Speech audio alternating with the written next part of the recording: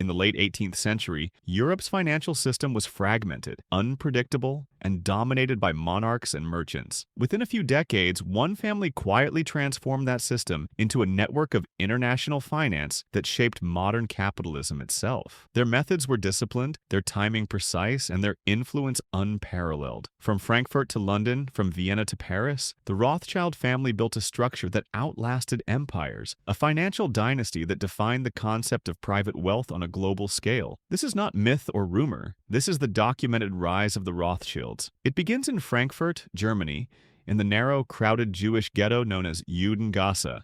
There, in 1744, a man named Mayer Amschel Rothschild was born. His family was poor, his home modest, but he possessed two rare advantages: education and ambition. Mayer worked as an apprentice in a banking house, where he learned the art of coin trading, currency valuation, and the subtle science of credit. He understood early that trust, and not gold, was the true currency of power. By the 1760s, he returned to Frankfurt and opened a small business dealing in rare coins and collectibles. It was a humble beginning, but his clientele included the wealthy and the noble, men whose influence reached far beyond money. One of them was Prince William of Hesse, one of the richest men in Europe. Mayer Amschel became his trusted financial agent, managing investments, safeguarding fortunes, and eventually building his own. But Mayer's real genius lay in vision. He had 5 sons: Amschel, Salomon, Nathan, Carl, and James, and he trained each of them not as heirs but as ambassadors of finance.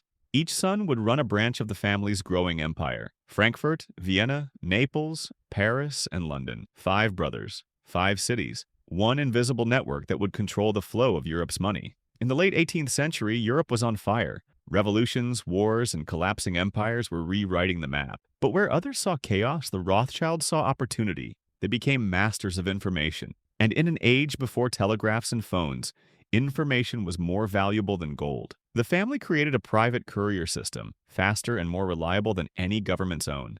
By the time news of Napoleon's victories or defeats reached the monarchs of Europe, the Rothschilds already knew and had positioned their assets accordingly. Nathan Mayer Rothschild, who managed the London branch, would become the most powerful of the brothers. In London's financial world, he transformed the family into the backbone of Britain's banking. He financed trade routes, brokered deals with the government, and handled war bonds that funded Britain's campaigns against Napoleon.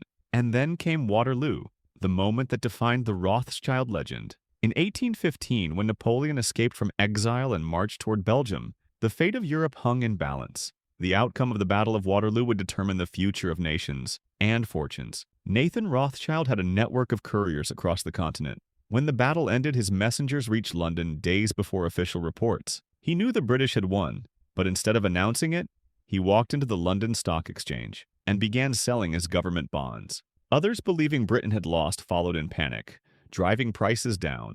Then, in one swift move, Rothschild bought them all back, at a fraction of their worth.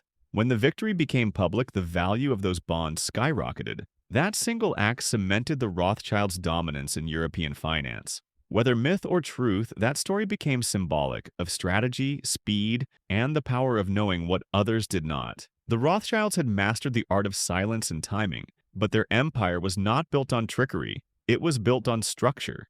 They introduced the modern system of international finance. Letters of credit, global partnerships, standardized currency exchanges. These were all tools refined by the Rothschild network. They created the first truly multinational bank. One branch could issue credit in one country, another could redeem it across borders. In an age where moving money was dangerous and slow, they made it invisible and unstoppable. Their influence was so deep that kings and governments borrowed from them. The Rothschilds funded wars, rebuilt economies, and even influenced borders. They helped finance Britain's purchase of the Suez Canal shares, solidifying British control over one of the world's most strategic waterways. They were behind major railways, mining ventures, and the early infrastructure of industrial Europe. Their reach extended to every major capital. Yet, despite their power, the Rothschilds remained elusive. They lived with immense wealth, but rarely flaunted it publicly. They built mansions, collected art, and married strategically. Every alliance was calculated, one not just for love, but for legacy. They intermarried between branches to keep wealth concentrated within the family. Their motto, displayed in their coat of arms, said it all: Concordia, Integritas, Industria, harmony, integrity, industry. By the mid-19th century, they were untouchable. They weren't just bankers. They were advisors to kings, financiers of revolutions, and guardians of economies. When governments trembled, the Rothschilds steadied them. When empires needed rebuilding, the Rothschilds funded the foundation. Their letters could move armies. Their credit could build nations. And yet, their secrecy fueled speculation. In the shadows of their success, conspiracy theories grew. Claims that they controlled global politics, manipulated wars, and even dictated monarchies. But behind the myths was a simple truth. The Rothschilds built their empire through timing, trust, and unrivaled financial intelligence. Each branch of the family thrived in its own domain. In France, James Rothschild became the wealthiest banker in Paris, funding railways and industrial expansion. In Austria, Salomon Rothschild worked closely with the Habsburg Empire. In Italy, Karl Rothschild supported both papal and political projects. In Germany, Amschel kept the Frankfurt house running as the symbolic heart of the network. And in Britain, Nathan's descendants became peers, philanthropists, and the architects of modern banking. But with wealth came scrutiny. By the late 19th and early 20th centuries, nationalism and anti-Semitism began to rise. The Rothschilds, Jewish and global, and became easy targets for hatred and suspicion. Yet they endured, adapting to each new era. They shifted from government finance to private investment, from railroads to oil, from bonds to banking houses that still operate today. Their legacy extended far beyond money.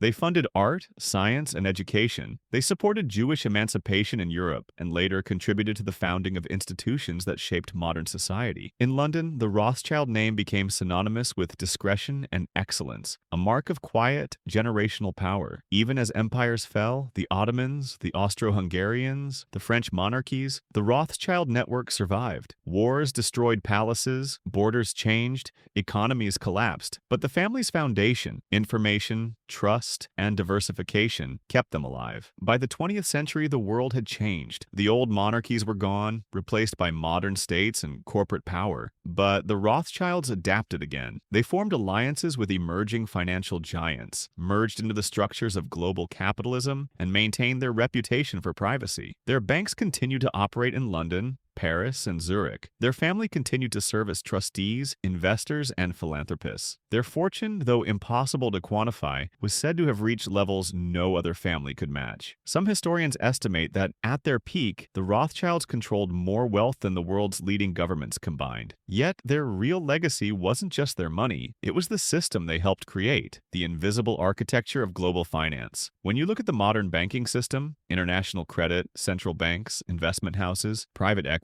you're looking at ideas the Rothschilds refined 2 centuries ago. They professionalized the concept of finance as a tool of influence, not just for profit, but for control. They understood that true wealth was not held, it was moved, and whoever could move it first ruled the future. Even today, the Rothschild name carries weight. They are not the all-powerful figures of legend, but the echoes of their dynasty remain in every institution built upon their model. Their story is not of greed or conspiracy, but of intellect, precision, and vision.